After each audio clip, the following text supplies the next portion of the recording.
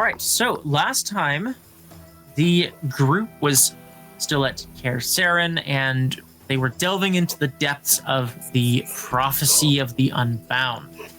You had engaged in some debate over the implications of this prophecy, and Kaspar had sought, maybe didn't seek solace, but maybe found some in conversation with Opheia outside.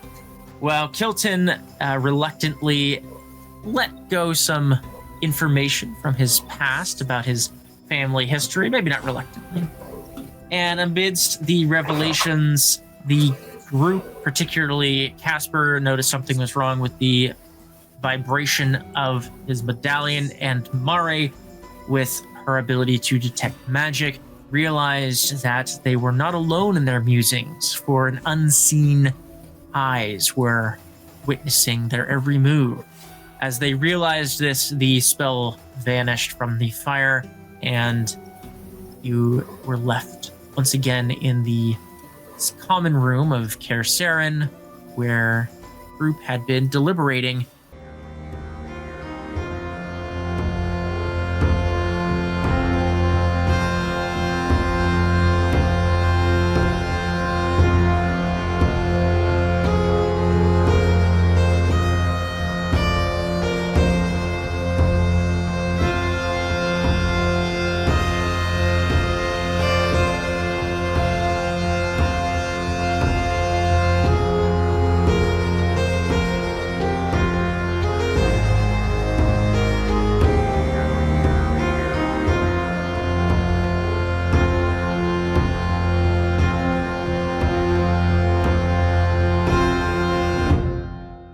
You are also looking at potentially curing the hex that has been ailing Opheia's sleep. Could I tell approximately how long that pyromancy was active? Did I notice it as soon as it started? Go ahead and give me a deduction check.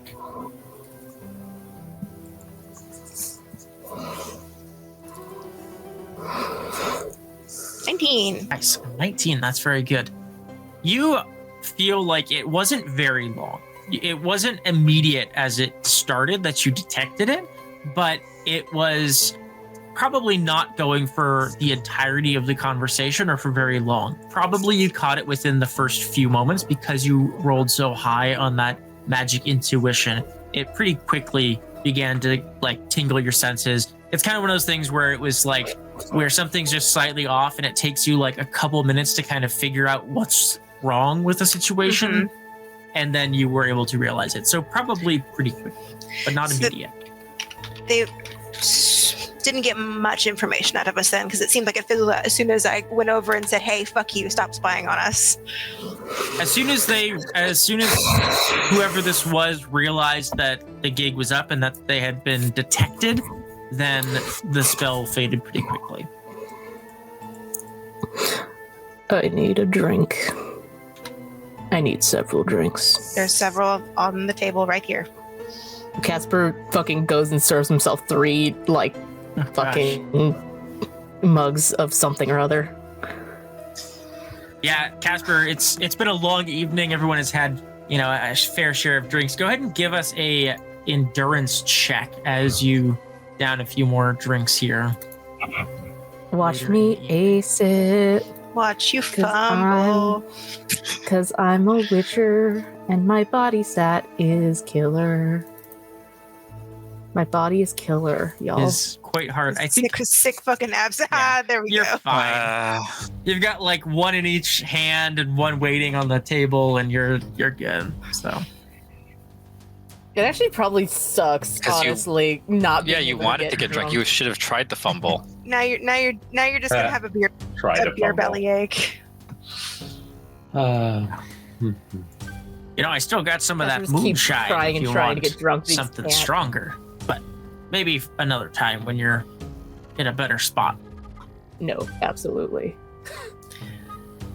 For any other person, I would say this is not a healthy coping mechanism, but it's Kaspar, so What are the healthy ones? Extenuating journaling, punching a pillow, exacting complicated revenge on your enemies over a course of several years and well-laid plans. The fuck?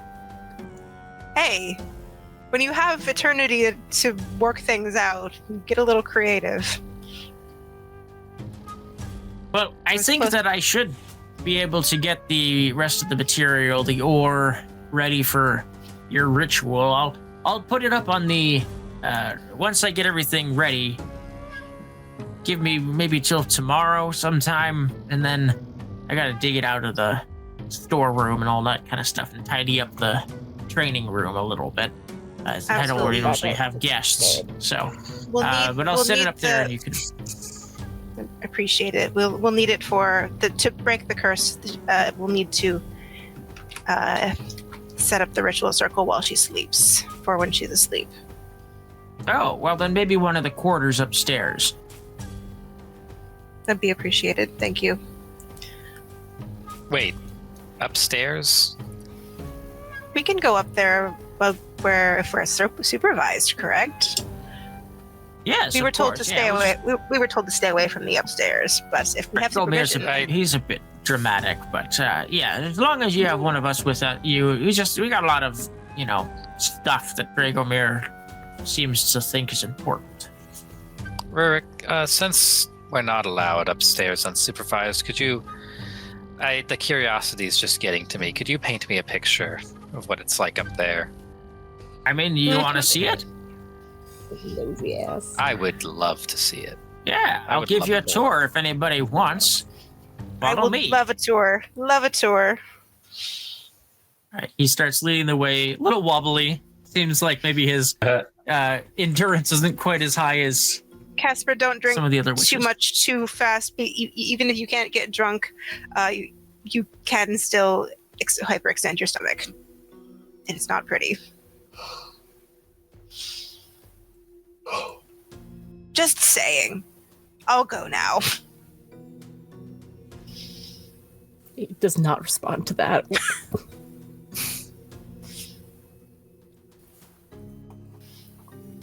Don't call it a Anybody else going with Opheia and Rurik? Yeah. Totally. All right. He leads you through here. You see there's kind of almost kind of like prayer room or meditation room. You see there's some kind of ledgers and books and things set up, as well as some other fairly simple, seems to be sort of a prayer room of some sort. And then Rurik leads you upstairs and takes you up to the second floor, which you see as a wide open floor area. And yeah, it's a little finicky there. Ooh. And you see, Trinkets. much to some of your speculation, that the upstairs is definitely a little hoardery. There is I love stuff kind of everywhere, and it seems like this is like 5 centuries worth of witchers accumulating stuff from the world and taking it back and then just stuffing it on a shelf somewhere. And Is that a bottle opener from? No, whatever. It couldn't be. yeah, we've got quite a bit of stuff. You'd be surprised. We used to have about twice as much, and that's one of my winter hobbies, is organizing and kind of curating the collection, you might say. It's So if you just find something that you think is interesting or of note, you just bring it. well, here and I add it mean, to the catalog? after however many witchers have come and gone through Kaer Seren, you get a lot of just rusty old iron swords that you just don't need anymore. So I made a cool chair out back. New with them. iron swords. And there's there's just magical items and garbage that witchers have collected. Not garbage to some. Tchotchkes, as the Yeah, there's down like south. we got weapons from famed witchers, and weapons from those that they vanquished, and trophies and things like that. Dragomir is very protective of it all. He says it's all part of the history of this place. So These mega staffs, these staves. Probably taken Yes, off back when of the Mage. Griffin Witchers, when there was more of us and more mages, we used to battle quite a bit. These are some of the mage staffs from when they attacked Kaer Seren a few centuries ago, caused that rift Wow. out front and everything, and these were a few that were slain by the Witchers as they defended the fortress. Interesting. These are very old. Yeah, not but sticks with some gems in them now. I don't know if they retain any of their magic after this long, but, you know, Would they're probably cool be- keepsakes. They'd probably be too fragile to use a focus these days. Degradation of the material and all that. Yeah, it's always hard to tell what's going to become a relic and what's not. Sometimes weapons, they absorb the magic around them and become more powerful. And other times, well, they just turn into a rusty old sword.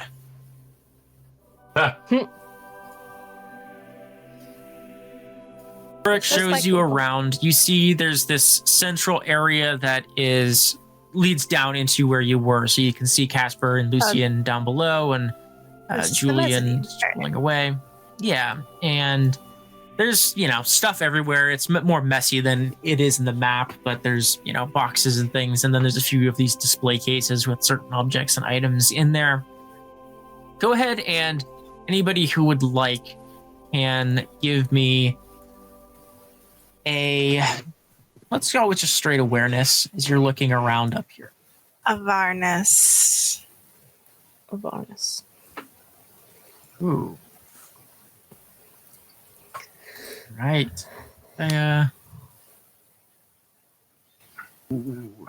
Hilton. Ah. The first fumble for Hilton in I'm quite a looking while, at I a think, though. seashell. So, Looking at a seashell, just like super focused on it. yeah, I'll say Kilton for the sake of this fumble, you come upstairs and are just kind of immediately awestruck by how valuable you think some of this stuff is, and are just kind of like your eyes are ping-ponging around the room at all of the different things, but not really absorbing any of it. And Whoa. Whoa. Opheia and Mareigh. Rip Kilton, you would have loved Storage Wars. Yeah. Oh boy. I get big, what's the Pawn Stars from Pawn Kilton as Stars? well. Yeah. Yeah. I got 5 iron swords. You want to buy? Opheia and Mareigh with 18 and 20, you both take a look around here. You are obviously also kind of overwhelmed with the amount of stuff that is here. And most of it is more, you'd say, almost sentimental or historical to the place, right? Witcher armor that was from Witchers from long past that's not really functional, but it's a part of the history of this place and is quite interesting to kind of look through this museum space that Rurik has curated. You can see like the alignment of swords from the Witchers on the walls, kind of seeing the craftsmanship evolve over the centuries, kind of all in one place. You can see some of these kind of one trophies, like the Mage staffs and monster trophies, skulls of great beasts on the wall. And both of you know kind of immediately that this place is somewhere that is like an arsenal of relic level weaponry that could potentially be, one of a kind in the world, essentially. Like, this is probably from different perspectives, Mareigh, from the kind of educational perspective of like, this is like a quarter of the history of the continent that's here. Like, there's pieces of history that exist nowhere else. And Opheia, probably kind of that element of like the amount of like importance that is here. Not necessarily because it matters to you, but just because of like the realization that this is something that is a very unique space in the world. It's quite incredible what you've done. I can't imagine it's no easy feat to keep the record of this place and keep it straight. Well, a lot of Witchers, the other schools, they're You're so concerned about the future. I don't always look at the past. And, well, I'm still a witcher myself, and I carry that with me. But I'm also now an old man. My mutagens have only carried me 3 lifetimes. And, well, I don't know how much longer they'll carry me. I might be the first witcher to die of old age in a long time. Maybe ever. I don't know. Well, that's the realization that at the end of it all, well, it's the things we leave behind that tell a story for the future. So few of us left, it seems important to keep some of it. It's a noble sentiment. I mean that.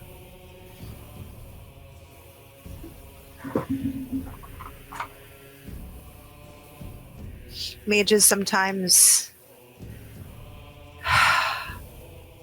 rely on the relative immortality as a crutch, and the general intelligence as a means of hoarding and storing our history for ourselves.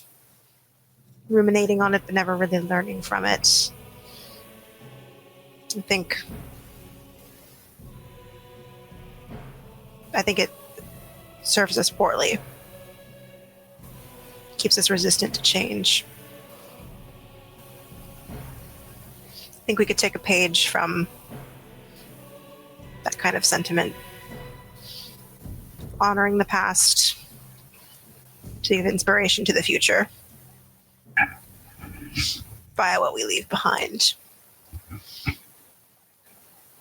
Well, I'm glad that I'm able to have met you and that we share those ideas. It's not very often you meet people that think like that around, well, around anywhere, really, but especially out here. Please take a look around and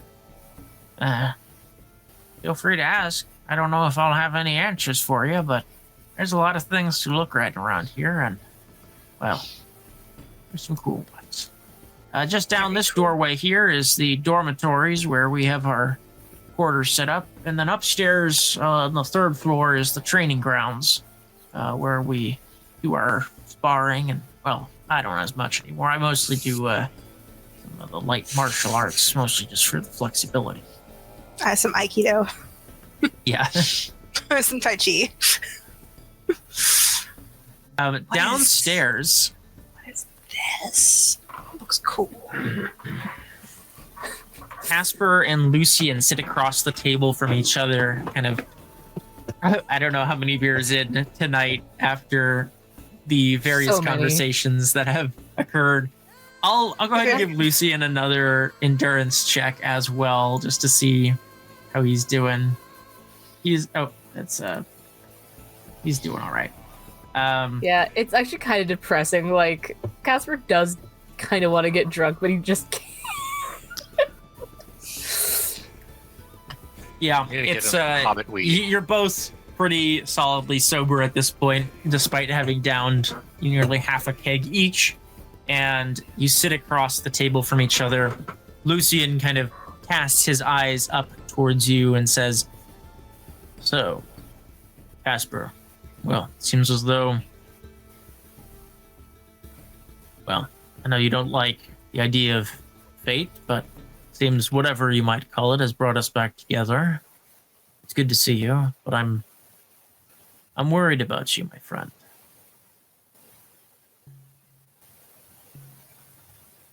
Worried. Well, I don't know. There's so much happening in the world. And, well, it seems like you're so often looking for the next place to run away to. Seems like it's hard to stand still and look around. appreciate the things that you have. Ugh, look at me. I'm starting to sound like Rurik. I've been living with it for too long. No, I think what I'm trying to say is that, Kaspar, we've been friends for a long time, and I know the differences between our schools is significant. But, well, I think that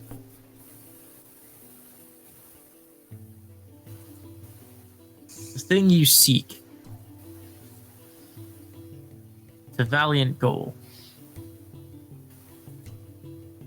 just think you should be sure that you know what it's worth.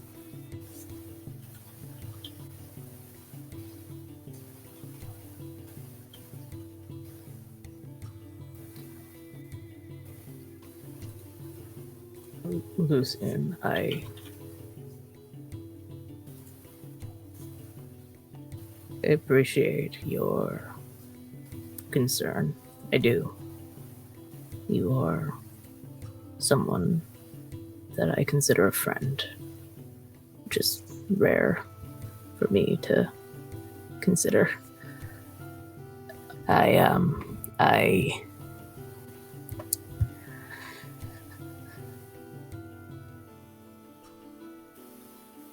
If I'm being entirely honest, I'm not looking for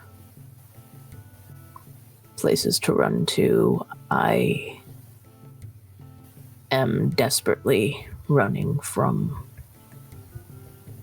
what seems like a never-ending onslaught of the worst things that could happen to a person.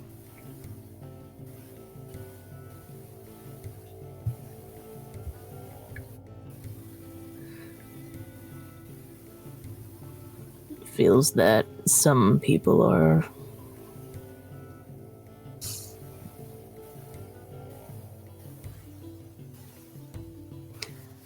I don't believe in destiny. Well, I suppose I believe in destiny. I just don't care for it because it doesn't care for me. I have very consistently been shown that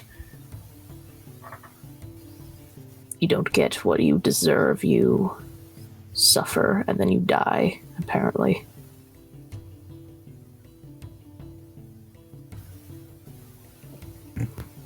Does tend to be the way of the world, especially for people like us. But I don't think that's always the case. Yes, and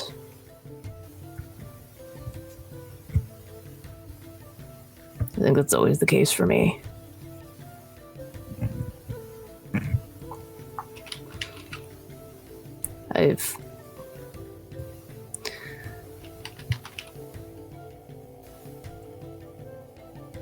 The reason I'm traveling with Mareigh is because I have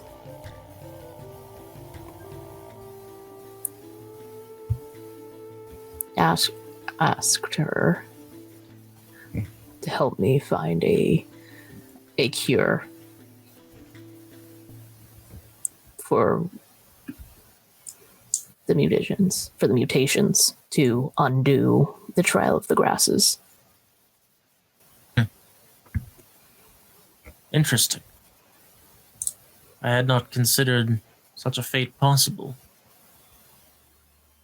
It's an intriguing prospect, one that, for those of us who remain, it is a tempting and enticing idea. Do you have any ideas as to how you would do this?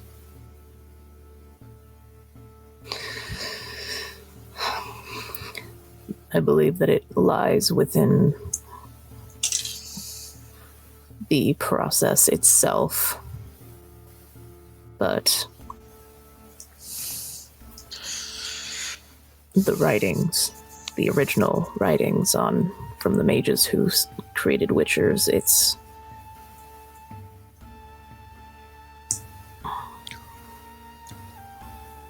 all over the place. And even if we knew how to do it forward, being able to do it backwards. It's my specialty, baby. And then the fact of it is that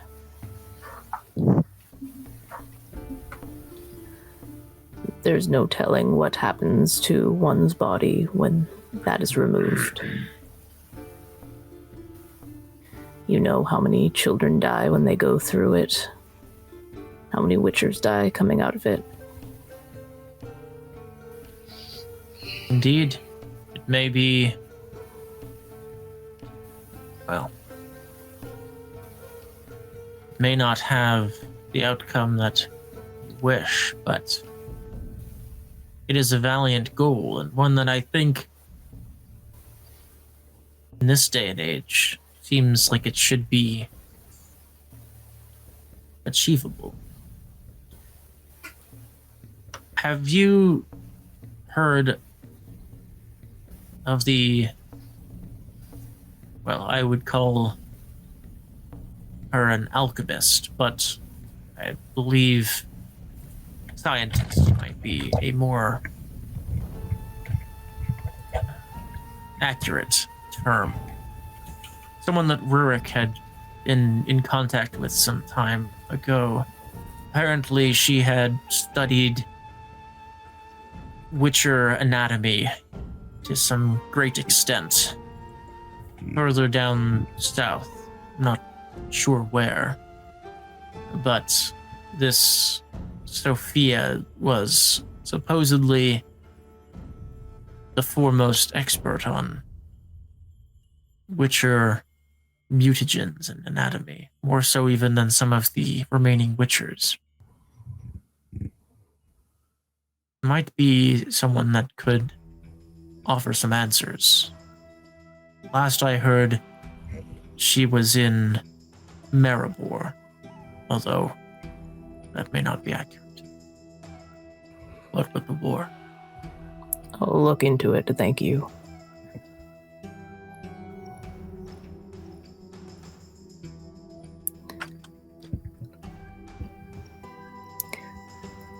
Lucian, I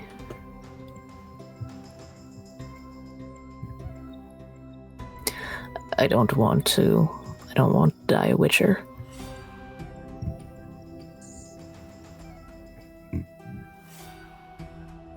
Do you have thoughts like this?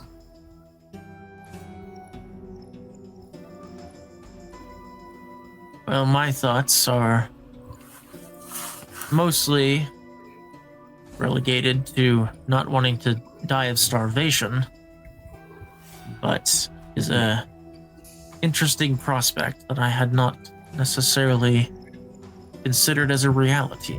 There are many things that we wish for in our lives that are not achievable. I'll have to ruminate on it, I think, a bit more.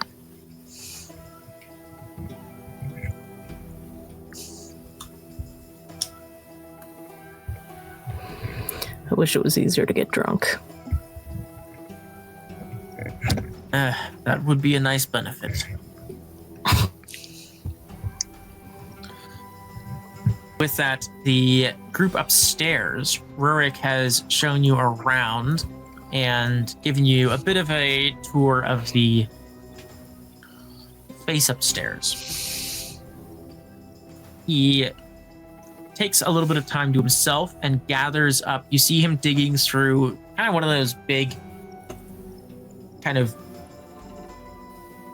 storage, like shelving units with drawers and buckets and things just stacked on top of each other that's against one of these walls. That's just kind of, clearly he hasn't got around to organizing it yet, and it's just very much Average Midwestern mess. Garage.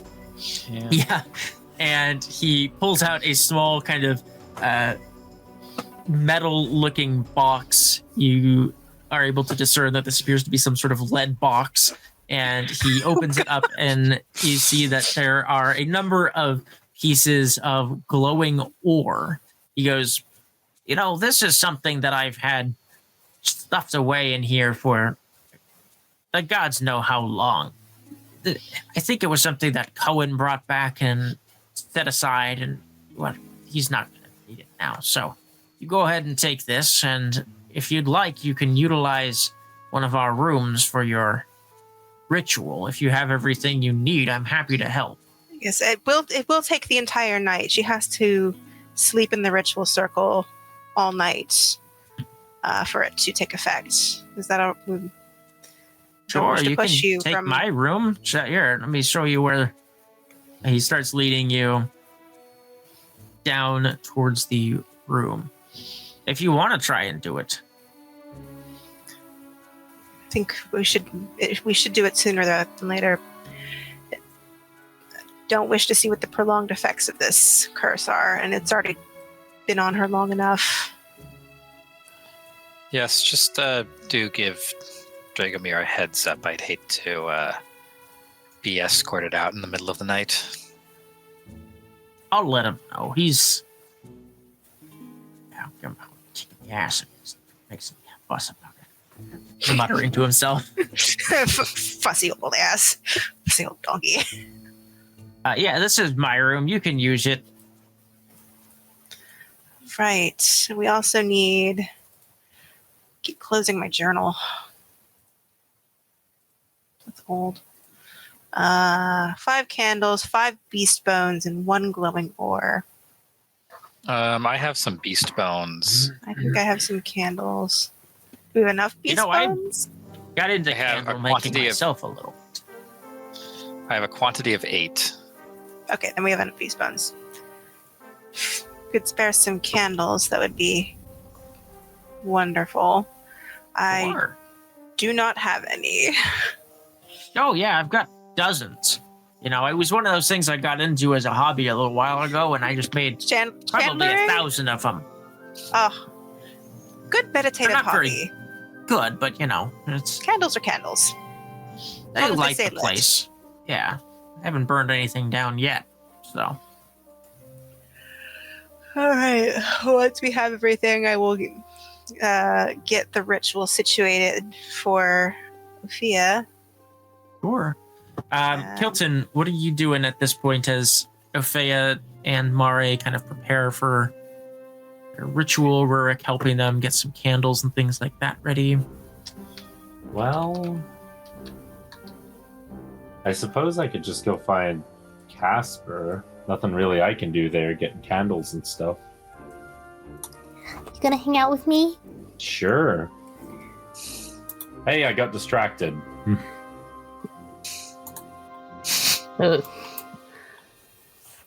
Casper's sitting there like all dour, trying to get drunk and just can't. Stone cold sober. Well, I'm sober now too, so pass me that. I just hand you the mug. Yep. Who's losing at cards? You have not. I haven't actually picked out my deck yet. Well, Do what found you a play. pretty shell. Oh, that is nice. Care for some Gwent? Sure. I'm gonna beat Kaspar at Gwent. You Let's can go. fucking try. Let's go. Gambling. Gambling? Yeah, give us both a Gambling. GM? Oh no, gambling's under empathy. Oh, no.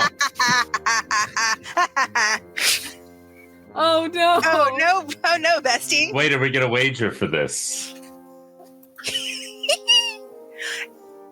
Always What do got a you wager say? in Gwent. What do you say to what's the standard these days? 15 crowns? I know you said never talk about money again, but well, 10. we're not playing children's games. 10? I suppose I could settle for 10. How much of money am I willing just to hand over to you? All right. Fucking hell, dude. How did I The forget best it of was an empathy 3. stat? Best of 3, okay. Yeah, classic Gwent rounds. Mhm. Oh. Oh, of course. Yeah. Oh man, I wish we had the Gwent song. Oh, Or I the think I rights have to it. it. Oh, it's Well, in there. I can It's play in it the, for it you, looks like- yeah. And It we're was copyright played struck. during our break, I think. He's been playing it. Come on. No, I know it's not on the video itself, but Yeah, we get to enjoy it, but the viewers don't get to enjoy the Shit. copyrighted music that we do not have the rights They to. can Sorry. they can always find it on YouTube and play it Play it in over. a second window. Do some manual mixing. I fucking love. I started replaying Witcher 3, and I straight up just like played Gwent with that guy, the first guy you played Gwent with, like over and over again. It was very fun. Maybe it's time to pick back up standalone Gwent. Who knows? Oh, All right, let's go ahead and see those gambling rolls. All right, I'm gonna throw 2 luck onto this.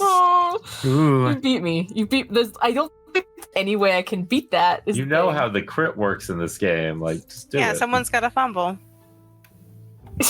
Oh, good lord, man. Oh gosh, it's hard to see. Yeah. It's so Right, fun- round it's- 2. Let's go. Come on, It's still funny though. hurry up and mulligan. Are you sure it's gambling? Can I do sleight of hand? Hey, you could try and cheat, sure. Go ahead and Just give us gonna a sleight beat of him hand anyway. check to see if you can swap your. And this is a Kilty. Go ahead and give us an awareness for. I like the lore implications here because because you're like playing the game, but you want to win so badly, but you know that you suck. So you're No idea. Oh, Well, all right, do I get a gambling against that? yeah. So you can try and beat. So you didn't see Kaspar cheat, but I'm gonna say with Kaspar's sleight of hand, that's what he's going. So go ahead and give us a gambling. If you can beat his sleight of hand, his cheat, then you've beaten out how well he can slip in a card, I just just Whatever. by how good of a player you will be. I'm gonna put the rest of my luck into this. Oh god damn it! Ooh, Oh God no! damn Time. Yes. wow, this is so cruel. Well, All right, so round 3. I'll fucking do gambling. I'll not cheat the last round. I shouldn't have blown all my luck, man.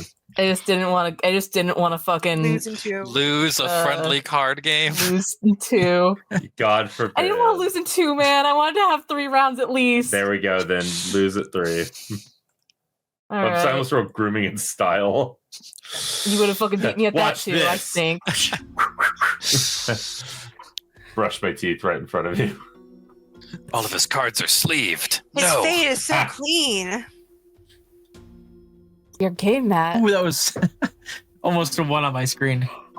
Oh no! That's grooming in It's style. critical.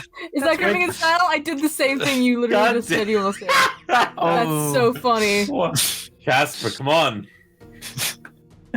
Well, it's the Your highest hair. grooming and style roll I've ever made in my entire life. That's wild. Let's see how I'm looking today. How are you looking? Pretty Fresh damn to good. death. Nice. That's- Stash coiffed, Dabbed up. Mustache waxed. trimmed Hair- the stubble down. Hair slicked. I just realized I gave us the same Nose haircut in our hairs minis. trimmed. Oh, we do literally have the same hairstyle. Ah, fuck. I mean, honestly, it's probably like Mareigh giving us the same hairstyle at this point in the trip. We've had to cut once. Mari doesn't trust us to cut our own hair. Absolutely not. Or each other's. Kaspar Or comes each in with the other's. sword and... No, wait. What? Kaspar can barely fucking shave himself, I think. That's where the scar's from. Oh god, which The one? mouth. Oh god. Technically, Kilton has a greater grooming and style stat and training than I do. I have 2. I have 1. Okay, good. I don't know what to tell you. Because I rolled higher than you! That's what I happens look when you better use than you illusions today. instead of, I don't know, fucking 80 different products. Alright, well, we're skirting past it, but Kilton beats Kaspar's ass at Gwent. And Yes, I- very handily. Take 10 gold from me. He doesn't know that you tried to cheat during the second round and won, but regardless, it ends up Down to being that second. A piddly 990 gold. The crowns. moral of this episode is that cheating gets you nowhere. Thanks. I took 10 crowns out of my inventory. You can give yourself 10 Kelton. Wait, yeah, I did already. Cool. All right. Lucian, at that point, after drinking a bit more, is going to go check on Bergamir, see what he is up to. He leaves, and Kilton and Kaspar are left downstairs as they play cards. What's Julian Mareigh doing? and Opheia, the hour grows late. What are you all doing? Getting Opheia ready for the most important night sleep of her life. Yeah, this is an extremely intense nap. If you have That's any okay. sort of tea that will make you sleepy, drink it now. My poor inventory is really lacking in Sleepy time tea. any of the creature comforts. I have smelling salts. That's the if you need opposite to of wake what me up. That's the opposite of what we need to do. You need to sleep the entire night.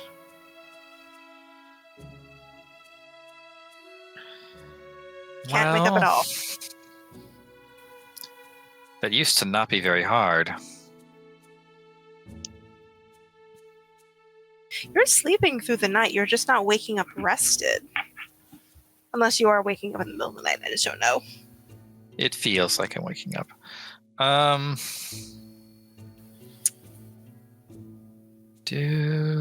don't really think I have anything to expedite a deep sleep. Let me look real quick.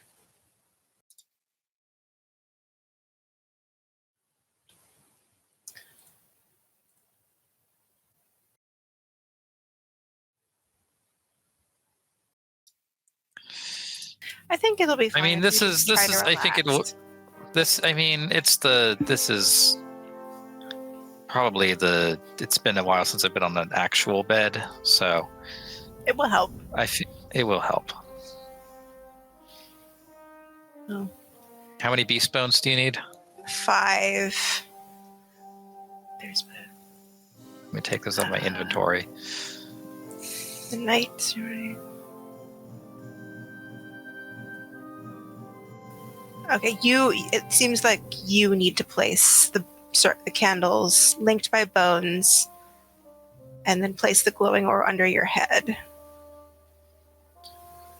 I do all that.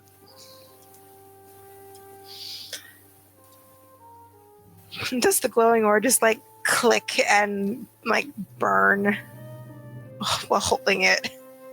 Is it just uranium?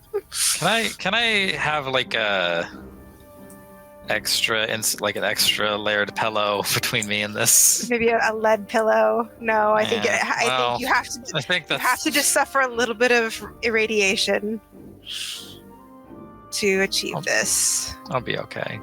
It's just a little bit. 8 hours worth.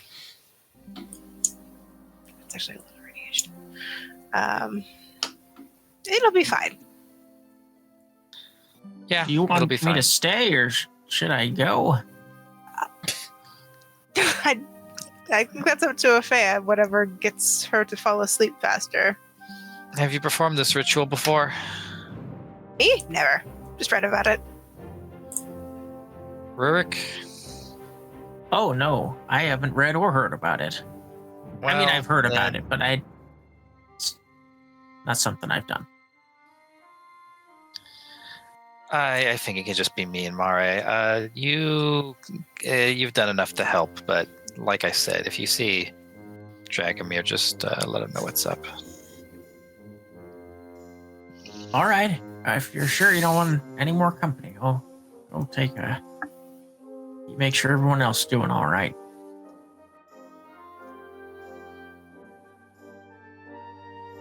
This is scary. Well, I'm here. I don't know how much help I can be, but I am here. Again, I don't have the words, even if this doesn't work. I'm just used to performing rituals on other people. Haven't had it done on me before, I don't think. Think of it as practicing self-care.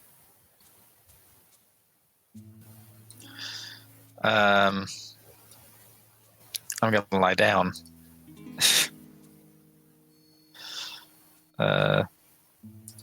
Let's see. I don't have the list of anything, but I think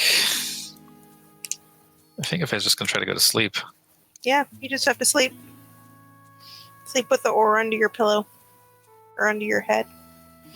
I'll just keep watch and make sure the candles are not gonna set the room on fire.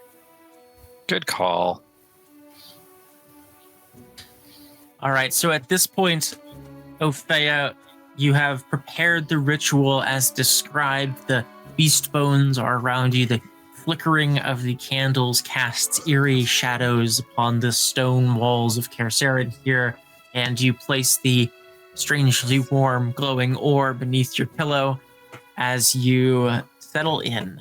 So the requirement here for the lifting of the hex, as it is understood, is to sleep through the night, and presumably this burden will be lifted from you. Which means you need to do a resist coercion check in order to try.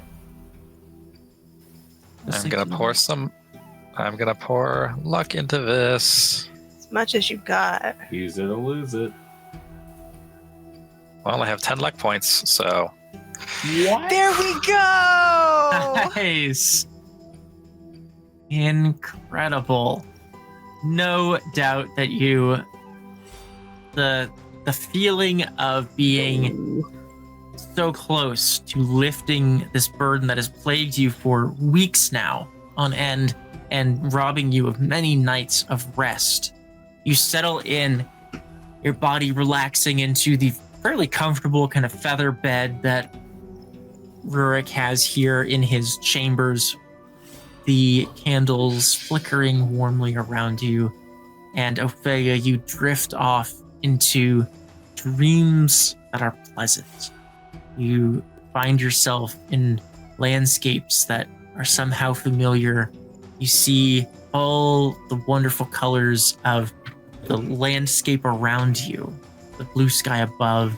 Feel refreshed in your sleep. Mareigh, from your perspective here, Opheia drifts to sleep as anyone else might, and you see as Opheia drifts deeper and deeper into sleep and into the REM cycle, you can see Opheia's eyes moving under her eyelids, and you see the candles begin to burn a bit brighter, illuminating the space, flickering more and more.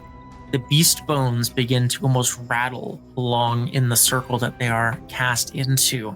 And you see that the shadows within the room begin to kind of almost coalesce and shift in a kind of magical aura that emanates from Opheia. You begin to see dark streaks, almost dark pools of shadow around Opheia as you see it beginning to almost pour out of Opheia through her eyes and ears. You see as she begins to kind of twitch in her sleep, and her body becomes kind of racked in blinding pain, it seems like, almost. Opheia, your dreams remain sweet. You are undisturbed. You find yourself calm and at peace. But outside, your body is writhing. And this dark shadow that is kind of pouring out of your body is growing, forming around you. Oh, Mareigh, you see the shadows that pour out of Opheia coalesce into the form of a creature on Opheia's chest as it sits on Opheia. Got you, you little fucker. Its eyes turn to you, burning like coals in the night, and you are unsure what this creature was, because that was not a normal hex of nightmare that you just lifted. Well, and we will go ahead and end there. Yo. Ooh, scary. Scary as What the fuck, bro. It was What just the like a fuck was rabbit or that? something. Just imagining of honey like a little chupacabra from hell just perched on her chest. Yes, I will say before we end, Mareigh, because it's still fresh in our mind, go ahead and give us an education check. Ooh. Education or magical training? I will let you do magical training in this case because it is magic adjacent. So Magic adjacent works. it's monster lore, education, magic training. Let's add in my last little bit of luck. Nice. Nice. Yeah, 30, absolutely. The creature that left Opheia's body, the closest thing you have seen to it or have heard of would be a hymn, a kind of shadow creature that Whoa. feeds on nightmares and dark dreams. But this was something different. This was is like smaller and more. It was Like not a exactly a hymn. like a juvenile hymn, or just like some shadowy entity's interpretation of a hymn. It It's a her. seemed. It's a share, actually. Shout out to him, sponsor of this episode. Yes, it is not a hymn specifically. It is but it's a something hymn-like adjacent. creature. Though. Yeah, hymn-like creature, something that is obviously a nightmare type creature that has been Okay. living in Opheia. So Ugh, that cannot have been pleasant.